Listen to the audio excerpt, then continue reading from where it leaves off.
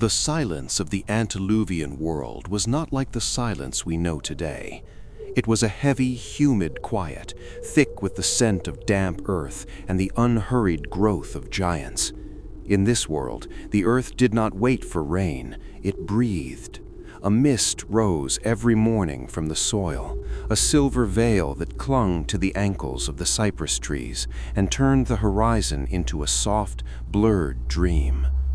Noah stood in the center of the clearing, his feet buried in the dark silt. He was 6 centuries old, but in those days time moved differently.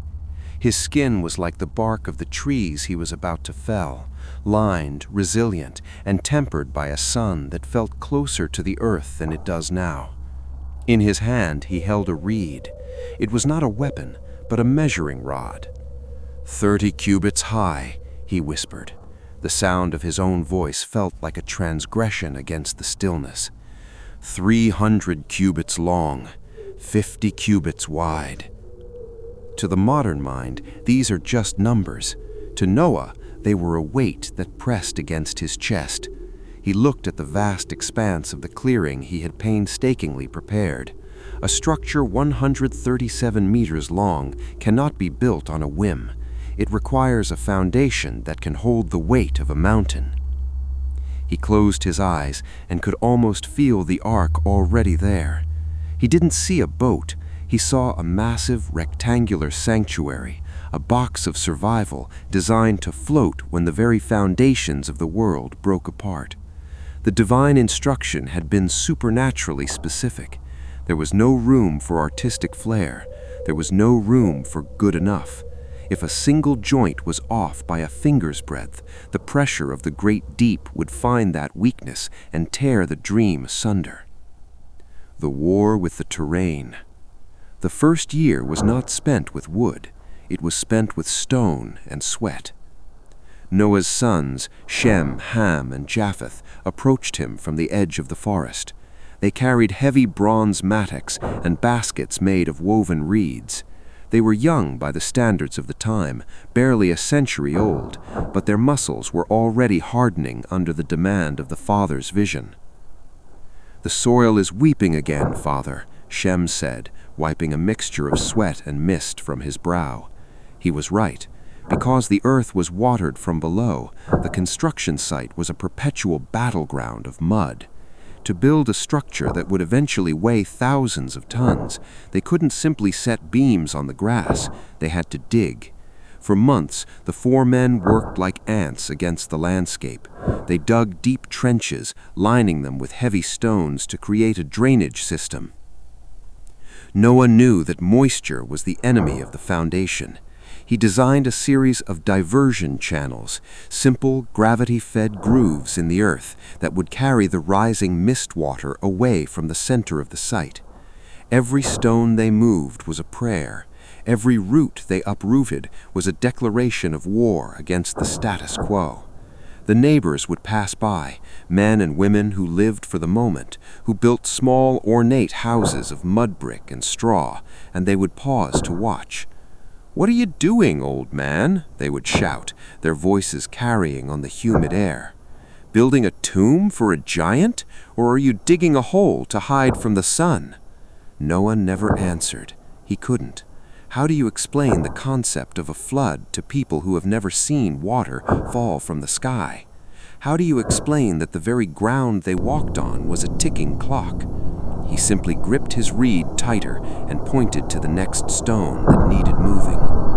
The theology of the tool. By the second year, the ground was firm.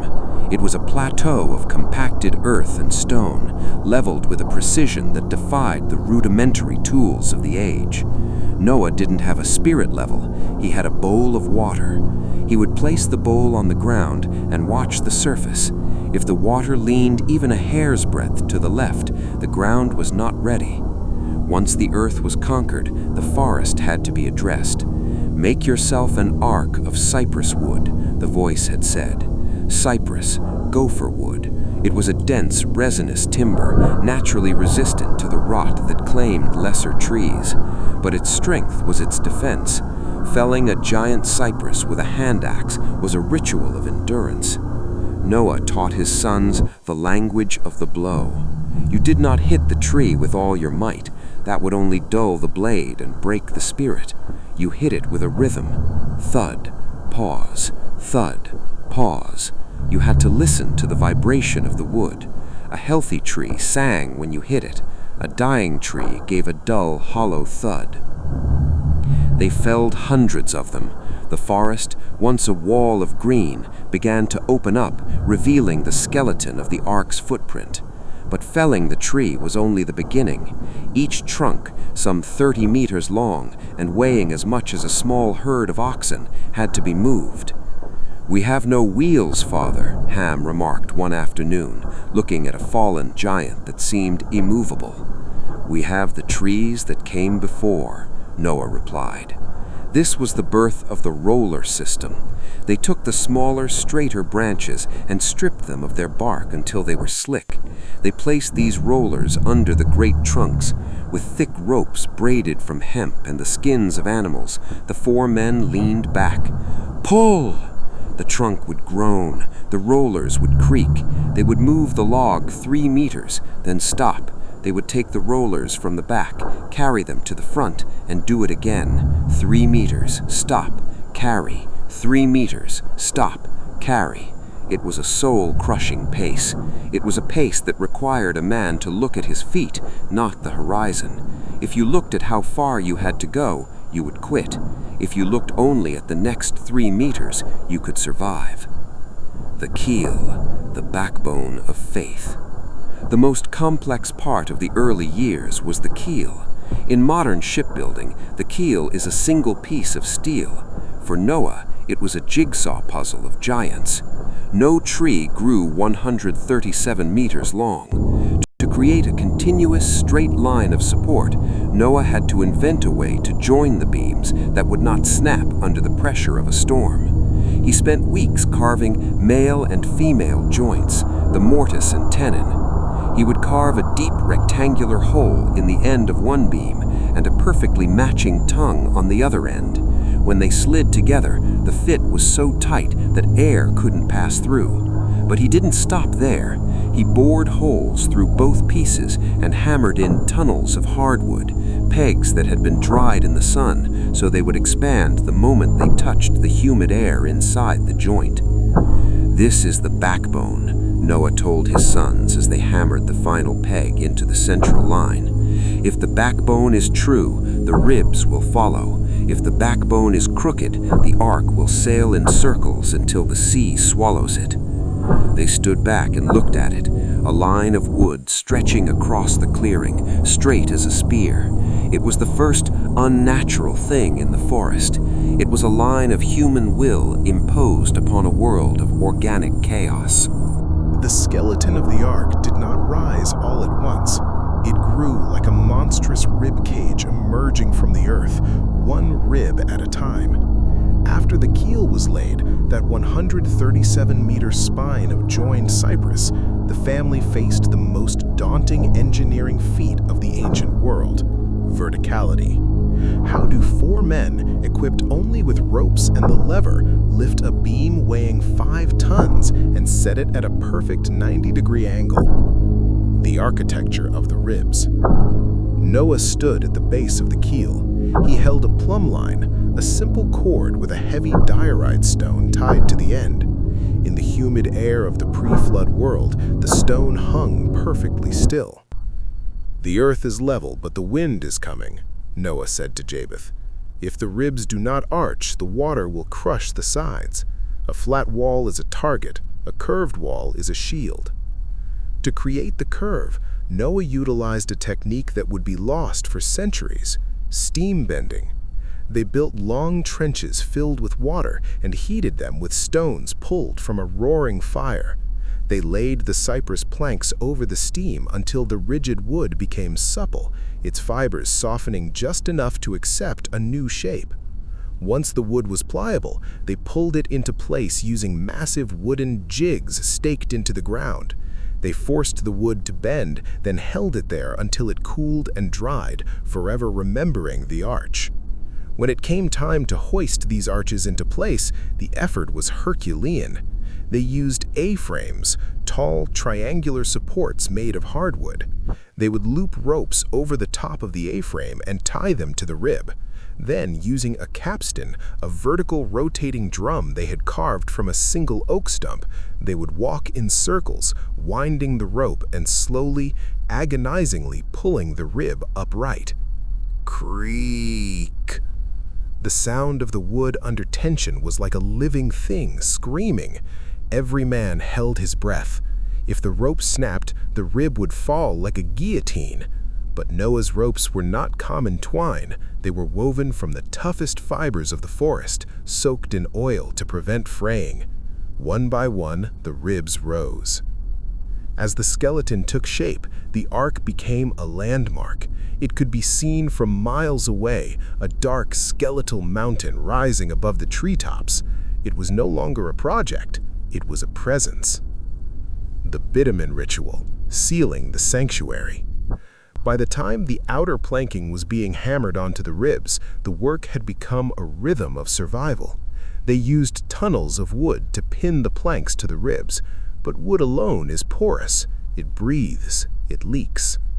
"You shall cover it inside and out with pitch," the instruction had said. This was the bitumen. In the valleys nearby, there were pits where a thick, black, tar-like substance bubbled from the earth. It was the blood of the ground, sticky, foul-smelling, and eternal. Noah and his sons spent years in the black ritual. They would melt the bitumen in massive clay vats until it bubbled like a dark soup. Then, using brushes made of animal hair and flattened reeds, they applied it to every square inch of the wood. It was a hellish task. The fumes were dizzying. The heat was oppressive. Their skin became permanently stained with the black resin.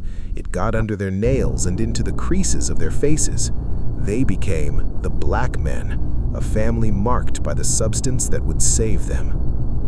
"Why inside, Father?" Ham asked, his arms slick with the tar. "The outside keeps the sea out, Ham. The inside keeps the wood from drinking the dampness of our own breath. Within this box, we will be a world of our own. If the wood rots from the inside, the sea will find its way in regardless." This was the deeper truth of the ark.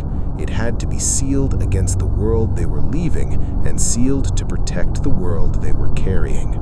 As the exterior was finalized, the work moved inward.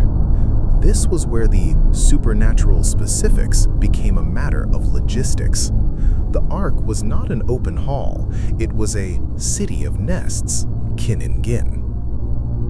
The three-tiered kingdom. Noah designed the interior with the cold logic of a master stabilizer. 1. The lower deck, the foundation of weight.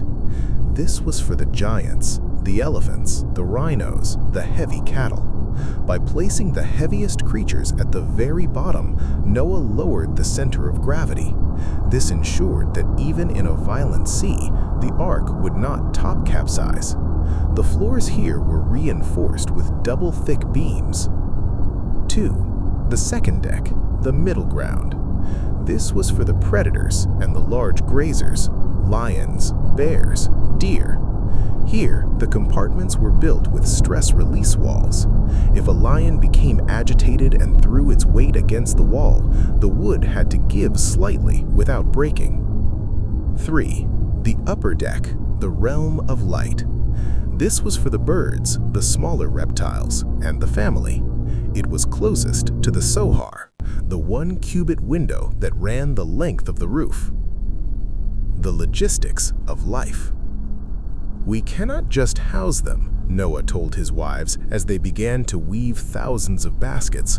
"We must sustain them." They calculated the food for a year. Not just any food, but stable food. Dried fruits, compressed hay, grains stored in jars sealed with wax, and root vegetables buried in bins of dry sand to prevent sprouting. They built a drainage system inside the ark, a series of sloped floors leading to scupper holes. This allowed the waste of the animals to be washed away with minimal water, keeping the interior from becoming a breeding ground for disease. But as the interior was completed, a new silence began to fall over the forest. The birds stopped singing. The predators in the forest stopped hunting. A heavy, static pressure began to build in the air, the kind that makes the hair on your arms stand up. The neighbors no longer mocked. They watched with a growing, silent unease. The ark was no longer a joke. It was a warning. The day the animals arrived, there was no wind. The sky was a strange, bruised purple, a color no one had ever seen. Noah stood on the great ramp he had built leading to the side door. He didn't have to call. He didn't have to bait. From the north, they came. From the south, they emerged. A pair of lions walked calmly past a pair of gazelles. There was no hunger in the predator's eyes and no fear in the prey. A divine truce had been called. The family watched in stunned silence as the species of the earth filed past them. It was a funeral procession for the world that was. Every creature that entered the ark was a remnant, a seed for a future they couldn't yet imagine. "The door, Noah," his wife, Nama, whispered. "It's time." The last of the family climbed the ramp. They looked out at the horizon one last time. The forest they had spent a century harvesting was now a ghost of itself.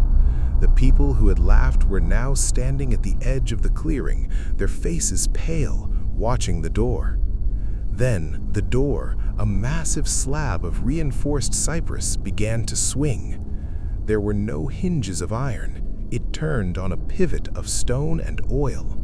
It didn't slam, it sealed. Inside, the darkness was absolute. The silence inside the ark after the door sealed was unlike any silence Noah had ever experienced. It was not the peaceful quiet of a forest at dusk. It was the heavy, pressurized silence of a tomb. For 7 days, they sat in the dark. "Why is nothing happening, Father?" Ham's voice echoed through the upper deck, thin and strained. The 7-day wait was the final test of their sanity. Outside, the world continued in its normalcy. The neighbors likely approached the sealed hull, knocking on the bitumen-coated wood, laughing and inviting the madmen to come out and face the sun. But inside, the air was static. Noah sat near the tsohar, the long, narrow window under the roofline. He didn't look out, he listened. He listened for the heartbeat of the earth. The great rupture. It began not from the sky, but from the soles of their feet. A low, guttural vibration started deep within the mantle of the world. It was a sound that felt like the earth's bones were snapping. This was what the Bible calls the bursting of the fountains of the great deep. The tectonic plates, held in a delicate balance since creation, began to shift and rip. Noah felt the ark, all thousands of tons of it, lurch to the left.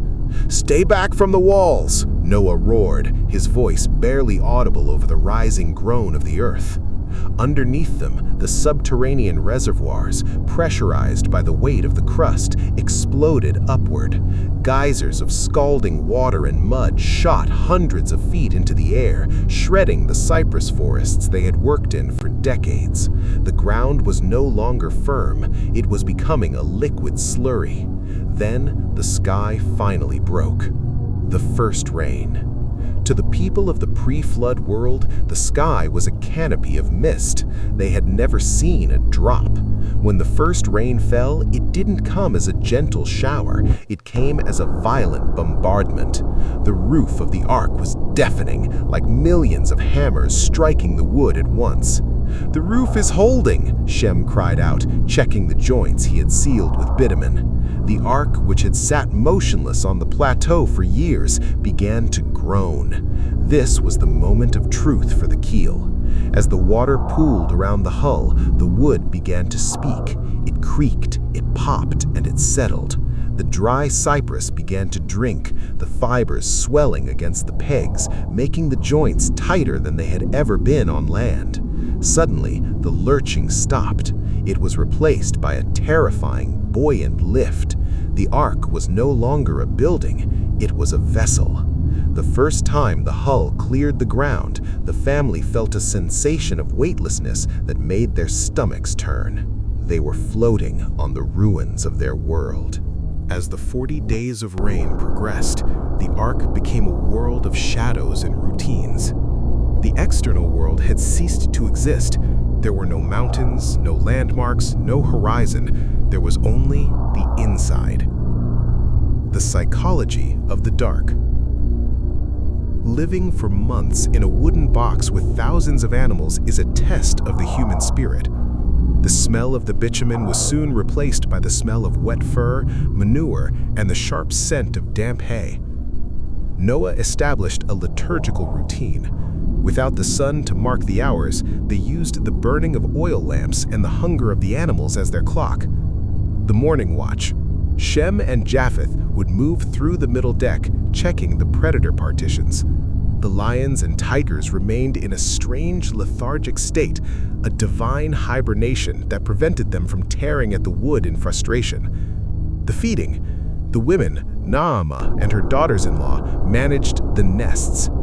They moved through the corridors with baskets of dried fruits and grains. It was a logistical miracle. They had to calculate the intake of every creature to ensure the stores lasted a year. The waste. Ham managed the drainage.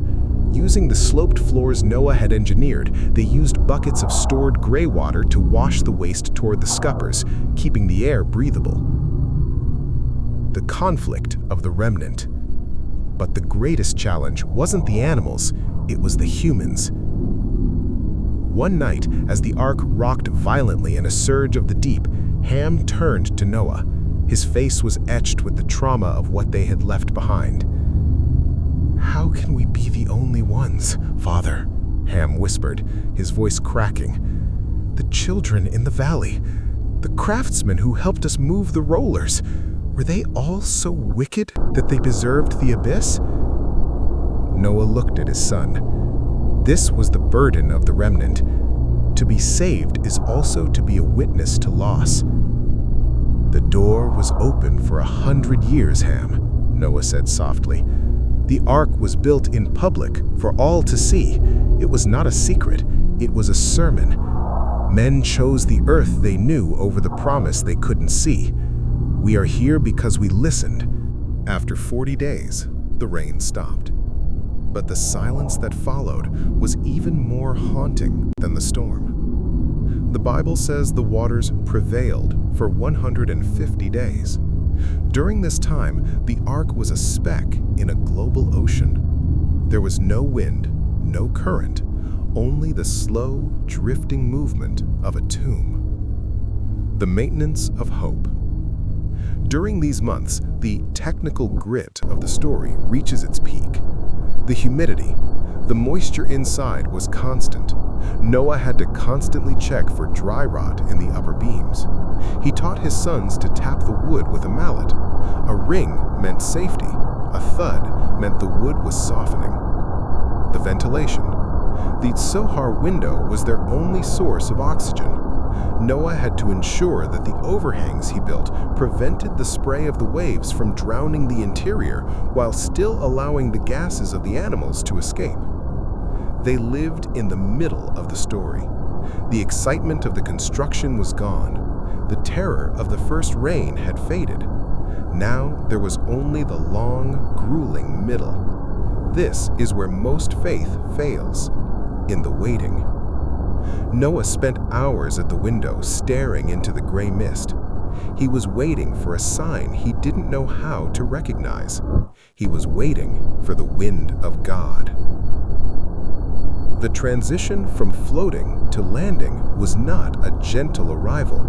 It was a violent collision with the new reality of the earth. For 150 days, the ark had been a kingdom of displacement. The family had grown accustomed to the gimbal life, the constant swaying motion where no floor was ever truly level. They had learned to walk with a permanent tilt, their inner ears adapting to the rhythm of the global tide. But one night, in the deep hours of the morning, the rhythm changed. The strike on Ararat. The sound was a low, guttural scream of wood against stone. Scream! The entire 137-meter structure shuddered. In the darkness of the middle deck, the animals roared in terror. The elephants trumpeted, their massive weight shifting and threatening to crush the partitions. Noah was thrown from his sleeping mat. "The keel!" Noah shouted, grabbing a lamp. "Shem, the keel is striking!" This was the moment Noah had feared during every year of construction. He had built the ark to float, but he had also built it to land. If the bottom was too thin, a jagged mountain peak would pierce the hull like a spear, and the ark would become a flooded tomb, just as the world was beginning to dry. The year of the mist. Landing did not mean leaving. For months, they remained perched on the peaks, surrounded by a world of receding gray. The water was dropping, but the world it left behind was a landscape of mud and silence. Noah opened the Zohar window. For the first time in nearly a year, the air that entered was not the salty, humid spray of the storm. It was thin, cold, and smelled of ancient silt. "The wind," Noah whispered. The Bible says God sent a wind to pass over the earth. This was a supernatural evaporation, a great drying that began to pull the veil back from the peaks. But as the water dropped, the isolation grew. They were no longer floating in an ocean. They were stranded on a mountaintop, a wooden island in a sea of clouds. The psychological toll of the landing was heavier than the storm itself. When the ark was moving, there was a sense of progress. Now that it was stationary, every day felt like an eternity. The raven's descent. Noah decided to test the environment. He chose the raven, a bird of the abyss, strong-winged and resilient. "Go," Noah said, releasing the black bird into the gray void. The raven did not return to the hand. It flew to and fro, surviving on the carrion that floated on the surface of the receding waters. It was a bird of the old world, comfortable with the scent of death. To Noah, the raven's failure to return was a dark omen. It meant the world was still a place of transition, a place where life could exist, but not thrive. The theology of the olive leaf. 7 days later, he chose the dove. The dove was different. It required a perch, a place of rest, a sign of life that was rooted. The first time, the dove returned exhausted, its feathers ruffled by the cold wind. There was nothing. 7 days later, Noah released it again. The family gathered at the window, their eyes straining against the glare of the drying earth. Hours passed. The sun began to dip toward the horizon, the first time they had seen a clear sunset in a year. Then, a small shape appeared. The dove landed on Noah's outstretched hand. In its beak was a freshly plucked olive leaf. The family wept. It wasn't just a leaf, it was a technical report. 1. It was green. Photosynthesis had returned. The sun was reaching the earth. 2. It was an olive leaf.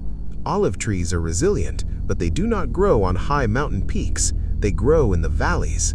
This meant the waters had receded significantly. 3. It was plucked. The tree wasn't just floating, it was growing. The earth was holding life again. Despite the leaf, Noah did not leave. He waited another year. He waited for the word. "I will not open what God has closed," Noah told his sons when they begged to break the bitumen seal of the door they had lived behind for 370 days. Finally, the command came, "Go out from the ark."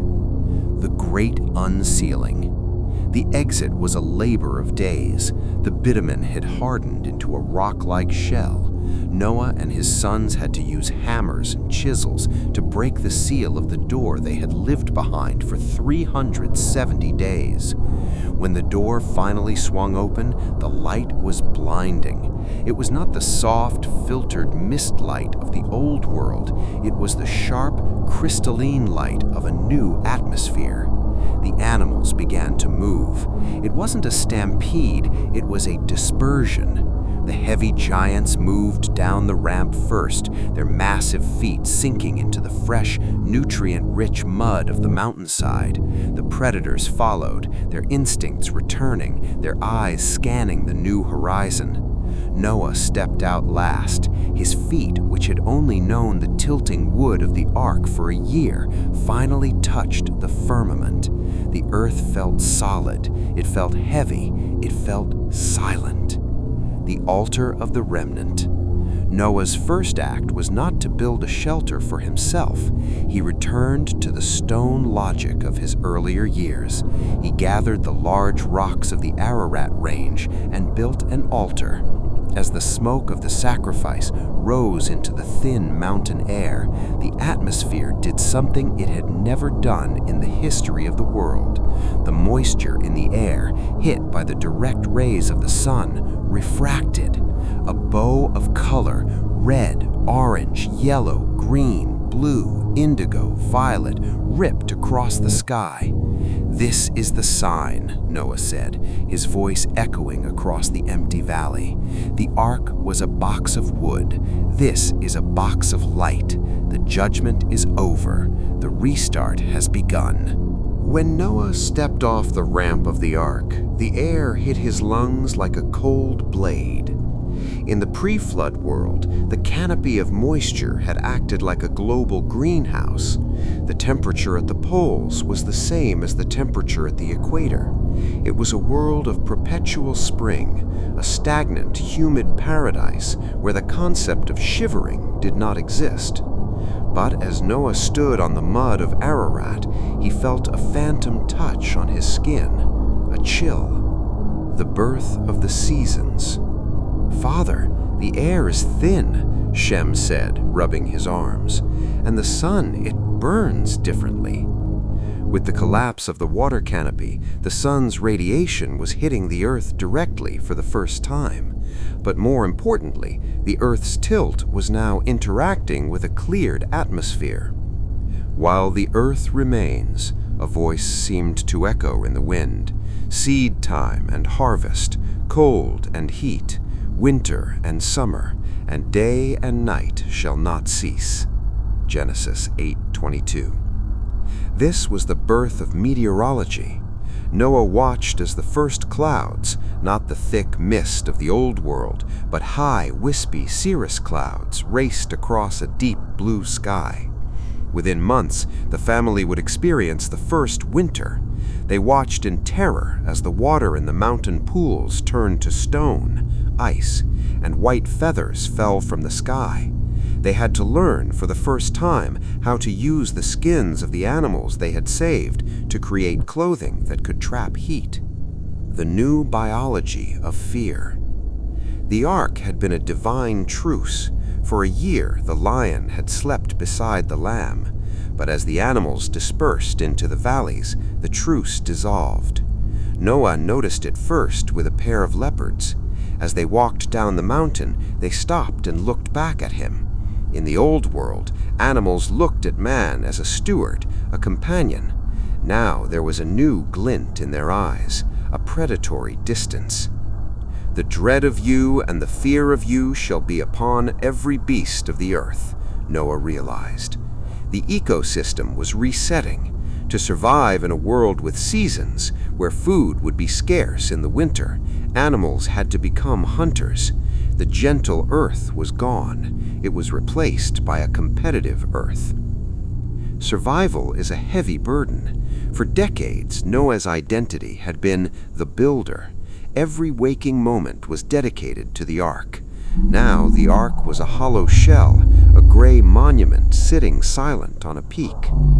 The planting of the first root. Noah moved his family down into the lower, warmer valleys. The incredibly fertile soil, thick with mineral-rich silt left behind by the receding waters. He didn't build a city, he built a farm. He planted a vineyard. This was a symbolic act, A vineyard takes years to produce. It is a statement of staying. It is a declaration that the flood will not return. But as the grapes grew and the wine was pressed, Noah faced the ghost of the abyss. The trauma of hearing a world die while you sit in the dark is a wound that bitumen cannot seal. Noah's subsequent struggle with the wine was not merely a lapse in judgment, it was the decompression of a man who had carried the weight of the human race on his shoulders for a century. The conflict of the sons. In the shadow of the vineyard, the first post-flood conflict emerged. It was here that the three sons, Shem, Ham, and Japheth, began to diverge. Shem was the guardian. He looked to the past and the altar. He sought to preserve the voice that had saved them. Japheth was the explorer. He looked to the horizon. He was fascinated by the new vast world and the cold winds of the north. Ham was the rebellious. He looked at the father's vulnerability. He represented the part of humanity that would eventually forget the terror of the water and seek to build its own name apart from the divine. As the decades passed, the remnant became a population. The three sons and their wives began to fulfill the command to be fruitful and multiply. The geography of the new world. Noah sat on a hill overlooking the growing settlements. He watched as his grandchildren began to pack their belongings. The world was too big now to stay in one valley. The three Semitic paths, Shem's descendants, stayed near the center, the lands that would become the Middle East. They carried the sacred fire. The Japhetic path, Japheth's children, moved toward the Isles of the Gentiles, Europe and Northern Asia. They were the builders of ships and the seekers of boundaries. The Hamitic path, Ham's descendants, moved toward the hot sun of the south and the fertile plains of Shinar. They were the builders of cities and eventually the architects of Babel. Noah lived 350 years after the flood. He lived long enough to see the world forget. He lived long enough to see men start to build towers of brick because they no longer trusted the bow in the sky.